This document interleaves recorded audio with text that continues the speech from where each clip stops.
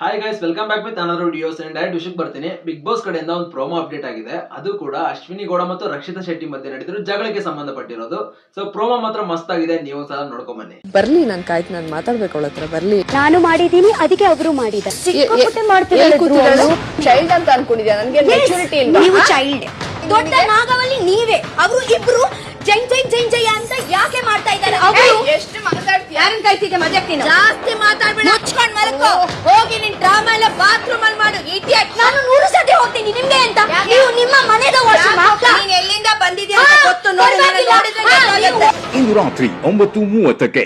Guys, promo ನೋಡಿದ್ಮೇಲೆ ನಿಮ್ಗೆ ಏನ್ ಅನಿಸ್ತಂತ ಕಾಮೆಂಟ್ ಸೆಕ್ಷನ್ ಅಲ್ಲಿ ತಿಳಿಸಿ ನೋಡುವ. ಇನ್ನ ಪ್ರೋಮೋ ಬಗ್ಗೆ ಮಾತಾಡೋದಾದ್ರೆ, ಅಶ್ವಿನಿ ಗೌಡ ಅವರು ರಕ್ಷಿತಾ ಶೆಟ್ಟಿ ಅವರಿಗೆ ಒಂದು ಮಾತು ಹೇಳ್ತಾರೆ, ಮುಚ್ಕೊಂಡೋಗಿ ಮಲ್ಕ ಅಂತ. ಸೊ ಇದೇ ಮಾತನ್ನ ಬೇರೆ ಯಾರಾದ್ರೂ ಅವ್ರಿಗೆ ಅಂದಿದ್ರೆ ಸುಮ್ನೆ ಇರ್ತಿದ್ರ? ದೊಡ್ಡ ಜಗಳನೆ ಮಾಡಿರ್ತಿದ್ರು, ನೀವ್ ಹೇಗ್ ಮಾತಾಡಿದ್ರಿ ಅಂತ. ಸೊ ಇವ್ರು ಮಾತಾಡೋದೆಲ್ಲ ಸರಿ ಇರುತ್ತೆ, ಬೇರೆಯವ್ರು ಮಾತಾಡಿದ್ರೆ ತಪ್ಪು ಅನ್ನೋ ರೀತಿ ಮಾತಾಡ್ತಾರೆ. ಸೊ ಇದು ಯಾವ ತರ ನ್ಯಾಯ? ನಾನು ಜಾನ್ವಿ ವಿಚಾರಕ್ಕೆ ಬರೋದಾದ್ರೆ, ಮೇನ್ ಅಲ್ಲಿ ಜಗಳ ಆಗೋದಕ್ಕೆ ಕಾರಣನೇ ಜಾನ್ವಿ ಅವರು. ಸೊ ಏಕೆ ಅಂದ್ರೆ ನಿನ್ನೆ ಮಿಡ್ ವೀಕ್ ಎಲಿಮಿನೇಷನ್ ಅಲ್ಲಿ ರಕ್ಷಿತಾ ಶೆಟ್ಟಿ ಜಾನ್ವಿ ಹೆಸರನ್ನ ತಗೊಂಡಿದ್ದಾಳೆ.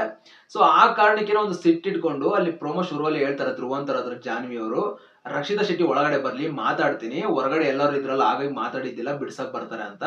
ಸೊ ಇಲ್ಲಿ ಒಳ್ಳೇನೋ ಹಚ್ಕೊಡೋ ತರ ಕಾಣ್ತಿದ್ದಾರೆ ಜಾನ್ವಿ ಅವರು. ಆವಾಗ್ಲೇ ಅಲ್ಲಿ ಜಗಳ ಶುರುವಾಗಿದ್ದು ಅಶ್ವಿನಿ ಗೌಡ ಅವ್ರಿಗೂ ಹಾಗೂ ರಕ್ಷಿತಾ ಶೆಟ್ಟಿ ಅವ್ರಿಗೂ.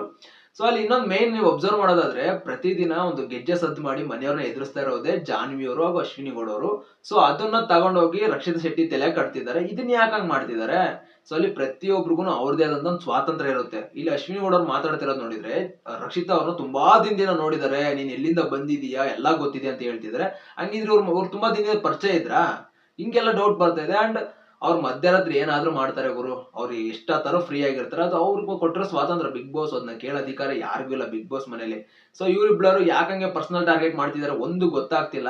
ಅಂಡ್ ಅವ್ರು ಮಾತಾಡಿರೋ ಮಾತಿಗೆ ನಾಳೆ ಸುದೀಪ್ ಸರ್ ಕ್ಲಾಸ್ ತಗೊಳ್ಳೇಬೇಕು, ತಗೊಳ್ತಾರಂತ ನನಗೊಂದು ಕಾನ್ಫಿಡೆನ್ಸ್ ಇದೆ ಮಾತಾಡೋ. ಯಾಕೆಂದ್ರೆ ಅವ್ರು ಇನ್ನೊಬ್ರು ಮಾತಾಡಿದಾಗ, ಮೊನ್ನೆ ನೀವು ನೋಡ್ಬೋದು ಓ ಸೀಸನ್ ಅಲ್ಲಿ ಏನೋ ಬಾಯಿ ತಪ್ಪಿ ಸುದ್ದಿ ಅವರು ಎಮ್ಮ ಅಂದ್ಬಿಡ್ತಾರೆ, ಅದಕ್ಕೆ ಅಲ್ಲೇ ಅವ್ರು ಕ್ಲಾರಿಫೈ ತಗೊಳ್ತಾರೆ, ನನ್ನ ಹೆಸರು ಅಶ್ವಿನಿ ಗೌಡ ಅಂತ ಕರೆ ಅಂತ. ಬಟ್ ಈಗ ಮುಚ್ಕೊಂಡೋಗಿ ಮಲ್ಕೋ ಅಂತ ಒಂದು ಪದ ತೆಗ್ದಿದಾರಲ್ಲ, ಇದಕ್ಕೆ ಸುದೀಪ್ ಸರ್ ಮಾತಾಡ್ತಾರೆ ಅಂತ ಅನಿಸ್ತಾ ಇದೆ. ಸೊ ನನಗಿಲ್ಲಿ ಎಲ್ಲೂ ರಕ್ಷಿತಾ ಶೆಟ್ಟಿ ಅವ್ರು ತಪ್ಪಿದೆ ಅಂತ ಕಾಣಿಸ್ತಾ ಇಲ್ಲ. ತಪ್ಪಿರೋದೆಲ್ಲ ಅಶ್ವಿನಿ ಗೌಡ ಅವ್ರದ್ದು, ಜಾನ್ವಿ ಅವ್ರದ್ದು.